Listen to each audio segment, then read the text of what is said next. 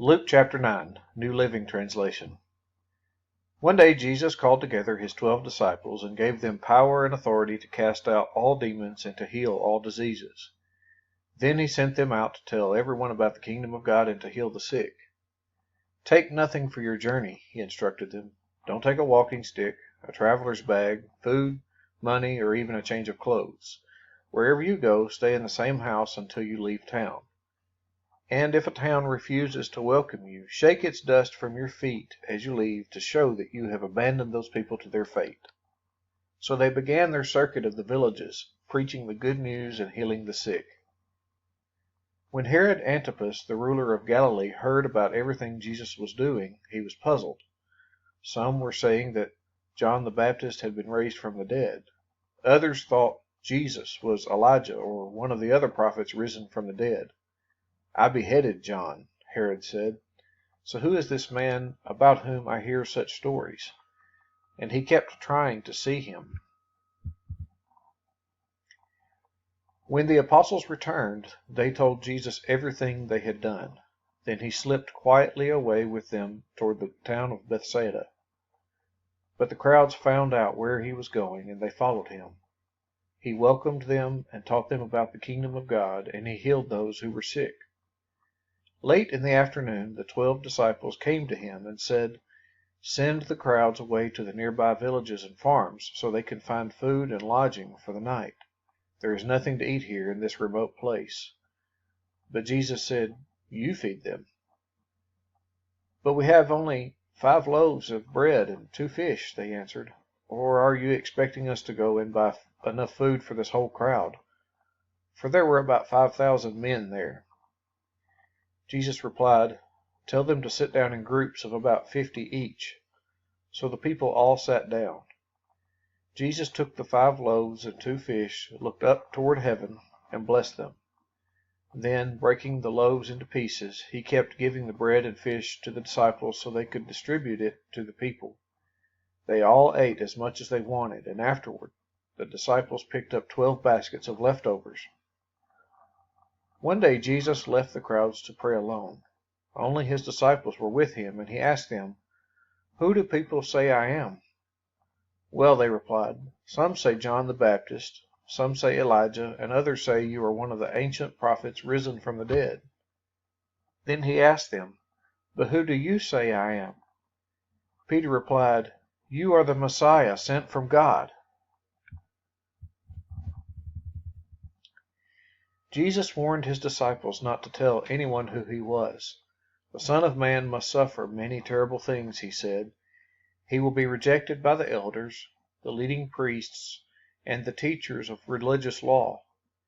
He will be killed, but on the 3rd day he will be raised from the dead." Then he said to the crowd, "If any of you wants to be my follower, you must give up your own way, take up your cross daily, and follow me. If you try to hang on to your life, you will lose it. But if you give up your life for my sake, you will save it. And what do you benefit if you gain the whole world but are yourself lost or destroyed? If anyone is ashamed of me and my message, the Son of Man will be ashamed of that person when he returns in his glory and in the glory of the Father and the holy angels.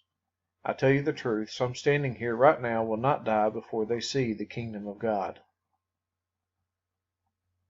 About 8 days later, Jesus took Peter, John, and James up on a mountain to pray.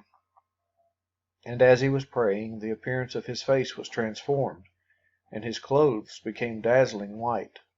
Suddenly 2 men, Moses and Elijah, appeared and began talking with Jesus.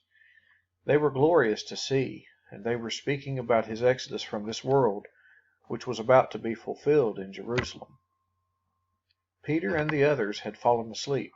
When they woke up, they saw Jesus' glory and the 2 men standing with him. As Moses and Elijah were starting to leave, Peter, not even knowing what he was saying, blurted out, "Master, it's wonderful for us to be here. Let us make 3 shelters as memorials, one for you, one for Moses, and one for Elijah." But even as he was saying this, a cloud overshadowed them, and terror gripped them as the cloud covered them. Then a voice from the cloud said, "This is my Son, my chosen one. Listen to him."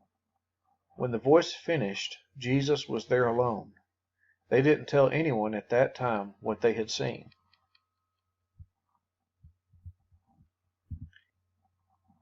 The next day, after they had come down the mountain, a large crowd met Jesus. A man in the crowd called out to him, "Teacher, I beg you to look at my son, my only child. An evil spirit keeps seizing him, making him scream. It throws him into convulsions so that he foams at the mouth. It batters him and hardly ever leaves him alone.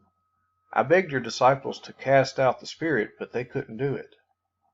Jesus said, "You faithless and corrupt people, how long must I be with you and put up with you?" Then he said to the man, "Bring your son here." As the boy came forward, the demon knocked him to the ground and threw him into a violent convulsion. But Jesus rebuked the evil spirit and healed the boy. Then he gave him back to his father. Awe gripped the people as they saw this majestic display of God's power. While everyone was marveling at everything he was doing, Jesus said to his disciples, "Listen to me and remember what I say. The Son of Man is going to be betrayed into the hands of his enemies." But they didn't know what he meant. Its significance was hidden from them, so they couldn't understand it, and they were afraid to ask him about it. Then his disciples began arguing about which of them was the greatest. But Jesus knew their thoughts, so he brought a little child to his side.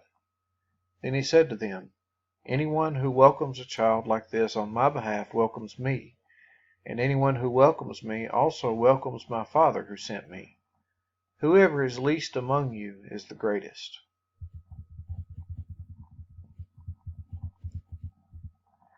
John said to Jesus, "Master, we saw someone using your name to cast out demons, but we told him to stop because he isn't in our group." But Jesus said, "Don't stop him. Anyone who is not against you is for you." As the time drew near for him to ascend to heaven, Jesus resolutely set out for Jerusalem. He sent messengers ahead to a Samaritan village to prepare for his arrival. But the people of the village did not welcome Jesus because he was on his way to Jerusalem. When James and John saw this, they said to Jesus, "Lord, should we call down fire from heaven to burn them up?" But Jesus turned and rebuked them. So they went on to another village.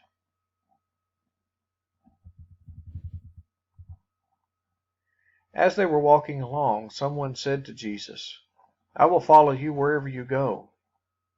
But Jesus replied, "Foxes have dens to live in, and birds have nests, but the Son of Man has no place even to lay his head."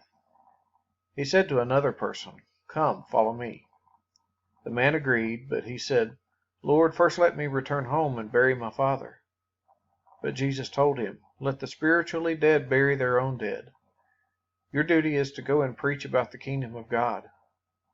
Another said, "Yes, Lord, I will follow you, but first let me say goodbye to my family." But Jesus told him, "Anyone who puts a hand to the plow and then looks back is not fit for the kingdom of God."